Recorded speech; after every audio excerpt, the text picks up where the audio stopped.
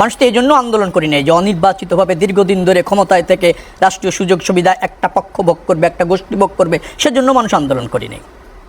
সংস্কার তো আমরা চাচ্ছি, সংস্কারের জন্য পর্যাপ্ত সময় দেওয়া হচ্ছে। প্রয়োজনীয় সংস্কার সবাই চায়, সব রাজনৈতিক দল চায়, জনগণ চায়। সংবিধানের কথা উনি বললেন, সংবিধান নতুন করে হতে পারে, আবার বলছেন সংস্কারও হতে পারে। ইয়েস, আমি সংস্কারের সাথে একমত, প্রয়োজন আছে। এই সরকার যদি করে সেটাকে আমরা স্বাগত জানাচ্ছি। জামাত ইসলামও তাই বলেছে, আমি যতটুকু জানি, যে আপনি প্রয়োজনীয় সংস্কারগুলি করেন, কিন্তু অনির্বাচিতভাবে দীর্ঘদিন থেকে আপনার স্বপ্নের বাংলাদেশ আপনার নিজের মতো করে গড়বেন, কোথায় পেয়েছেন এটা? আপনি বলছেন আমরা জনগণের কাছে যাচ্ছি, আর আমরা তো জনগণের সাথেই আছি, জন্মের পর থেকে জনগণের সাথে আছি, বারবার নির্বাচন করে ক্ষমতায় আসছি, খুব জনপ্রিয়, খুব ভালো আদর্শ। নির্বাচন ভয় পান কেন? নির্বাচন দেরি হবে কেন? আপনার আদর্শটাকে জনগণকে সিদ্ধান্ত নিতে দেন। সার্বভৌমত্ব শুধুমাত্র জনগণ, তাই না? রাষ্ট্রের মালিককে জনগণ, তো তাদেরকে নির্বাচন থেকে দূরে রাখার অপকৌশল কেন থাকবে? অবশ্যই প্রয়োজনীয় সংস্কার করে দ্রুততম সময়ের মধ্যে নির্বাচন দিতে হবে। জনগণকে তার প্রতিনিধি বেছে নিতে হবে। আপনি নিজে নিজে জনপ্রতিনিধি সেজে বিশাল নেতা সেজে ঘুরতে যাবেন, সেটা তো না। মানুষের কাছে নেতা হন, মানুষের দ্বারস্থ। জামাতের ভাই ভালো বলছেন, সৎ নেতৃত্ব বাছাই করা দরকার। সৎ নেতৃত্ব বাছাই নিশ্চয়ই জনগণ করবে, কিন্তু আপনি নির্বাচনে গেলে যদি সিট পান 3টা, তাহলে তো সমস্যা। ওই সৎ নেতৃত্ব জনগণের কাজে লাগছে না। বাংলাদেশের মানুষকে সিদ্ধান্ত নিতে দিতে হবে, সবচেয়ে বড় কথা হচ্ছে ভাই। হ্যাঁ, বললেন যে এই 5ই আগস্টের পর অনেকে সক্রিয় হয়েছে। আমরা সবসময় সক্রিয় ছিলাম, 17 বছর জেল, জুলুম, অত্যাচার, গুম, খুন চেষ্টা করেছি সর্বাত্মকভাবে। রাজনীতিবিদরা আন্দোলন করে ফ্যাসিস্ট সরকারকে পতনের পরিবেশটা অনিবার্য করেছে। তারপর এটাই হয় সারা পৃথিবীতে, যেখানে গণঅভ্যুত্থান হয়েছে রাজনৈতিকভাবে এবং নেতৃবৃন্দ শুরু করে, চরম পর্যায়ের সময় সব শ্রেণী পেশার মানুষ এসে গণঅভ্যুত্থান ঘটায়। এটাই নিয়ম, সেটা 17 বছরে করেছে। আপনারা 2014-এর পর থেকে নীরব ছিলেন, এখন বলবেন কৌশলে ছিলাম। কেউ বলতে পারেন ছাত্রলীগের মধ্যে ছিলাম, সেটা আপনাদের কৌশল হতে পারে, কিন্তু সোচ্চার আমরা এখন না ভাই, অলওয়েজ সোচ্চার, রাজপথে সোচ্চার। এই যে বৈষম্য বিরোধী আন্দোলনটা সব শ্রেণী পেশার মানুষ হলো, তখন আমাকে দায়িত্ব দেওয়া হয়েছিল ঢাকা মহানগর দক্ষিণ বিএনপির প্রধান সমন্বয়কারী। I tried my level best, সব জায়গা থেকে করেছি। 9বার জেলে গিয়েছি, 193টা মামলা, 97 দিন রিমান্ডে রেখেছি হাসিনার আমলে। সোচ্চার আমরা ছিলাম, আমাদের দলও ছিল। এখন ব্যাপারটা হলো কি, কারো স্যাক্রিফাইস বেশি, কারো কম, তবে এই অর্জনটা জাতির অর্জন। আবার জাতি গঠনের জন্য কিছু ঐক্যমতের প্রয়োজন আছে। আবার ঐক্যমত তোমার এই না যে জামাত ইসলাম আর জাতীয়তাবাদী দল আর আপনার বৈষম্য বিরোধী যে আন্দোলন ছিল, এখন তো ধরেন জাতীয় নাগরিক পার্টি যেটা হয়েছে, তাদের আদর্শ এক হয়ে যাবে, এটা তো আর ঐক্য না।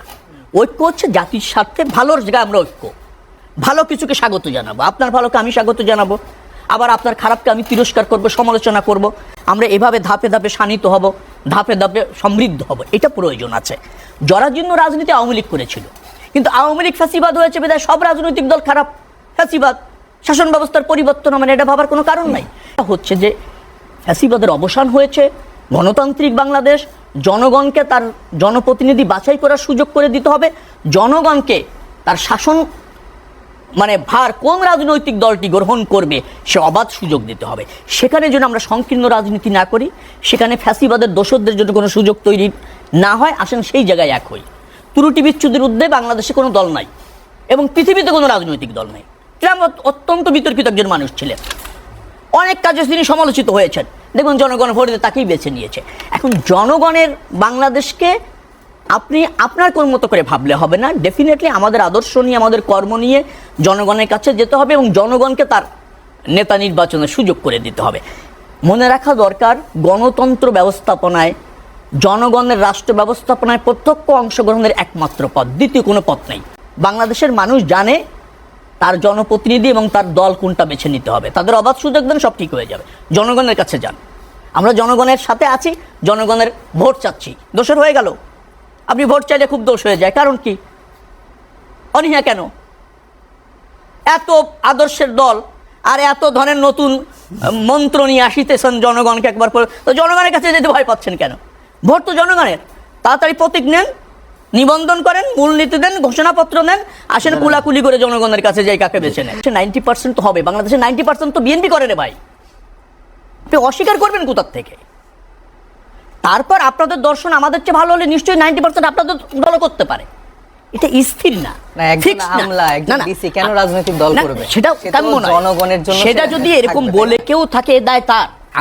আমরা ক্ষমতায় নাই, আমরা ওই সিস্টেমের চেঞ্জটা করতে চাই। সেই সিস্টেমে এই সহানুভূতি পাইলে না, এই সহানুভূতি নিয়ে তো চেঞ্জ করা যাবে না। জনগণের সেবক ডিসি গাড়ি রিকোজিশন করে আপনাদের হিসেবে পাঠাচ্ছে, আপনি সিস্টেম চেঞ্জ করতেছেন, আপনি ওর পদত্যাগ জারি করেন। কালকে একটা কর্মসূচি দিয়ে বলেন যে ওই ডিসি কে আহত নিহত প্লিজ আমার কথা শুনেন না ভাই, আপনি আপনাদের দল থেকে কালকে একটা সাংবাদিক সম্মেলন করে বলেন যে ওই ডিসি যেভাবে দলীয় প্রতি আনুগত্য দেখাতে গিয়েছে তাকে ক্লোজ করা হোক, তা তো করছেন না। সেটা তো ভালো লাগছে, সে একটা বাস দিয়েছে, আহত দিয়ে ব্যক্তিগতভাবে পাঠায় দিত। এখন শহীদ আহতকে আর না আপনি তো প্রশাসনের হস্তক্ষেপ চাচ্ছেন না, কিন্তু আপনার জন্য করলে তো খুব ভালো লাগছে, আহতের জন্য করেছে। এই যে ভালো লাগাটা, এটাই তো ক্ষতি। যাই হোক, ওটা আর না যাই। উনি একটা কথা বলেছেন, দেখেন স্থানীয় সরকার নির্বাচন এই মুহূর্তে হবে না, বিকজ বাংলাদেশের জনগণের নির্বাচিত একটা সরকার দরকার। সেটা ওনাদের দুইজনের সরকার হলো আমার দ্বিমত নেই, জনগণ ঠিক করে দেবে যে তারা যদি উইন করে, তারা যদি উইন করে আর আমরা যদি উইন করি, আমরা একটা জাতীয় মতের ভিত্তিতে স্থানীয় সরকার নিরপেক্ষভাবে করব। ওনার আতঙ্কিত থাকার কারণ না, কারণ জামাত ইসলাম বলে বাংলাদেশের মানুষ বিএনপি আওয়ামী লীগ সব দেখে ফেলছে, সব খারাপ সব বাজে, উনাদের শুধু গ্রহণ করতে চায়। তো উনরা জাতীয় নির্বাচনের মাধ্যমে ক্ষমতায় এসে তারপর স্থানীয় নির্বাচন করুক, উনরা তো ভালো দল, উনরা তো আর হস্তক্ষেপ করবে না আমার মনে হয়। আরেকটা কথা বলি, বাংলাদেশপন্থী দল একমাত্র হচ্ছে বাংলাদেশ জাতীয়তাবাদী দল বিএনপি। স্বাধীনতার যুদ্ধ ঘোষণা এবং অংশগ্রহণ করে বাংলাদেশকে স্বাধীন করেছিল পাকিস্তানের বিরুদ্ধে, আর ভারতীয় তাবেদারি আওয়ামী লীগ করেছিল, তার বিরুদ্ধে আন্দোলন সংগ্রাম লড়াই করেছে গত 17 বছর না, সব সময় ভারতীয় আধিপত্যের বিরুদ্ধে। বাংলাদেশপন্থী রাজনৈতিক দল হচ্ছে বাংলাদেশ জাতীয়তাবাদী দল বিএনপি, মানুষ তার সাথে আছে।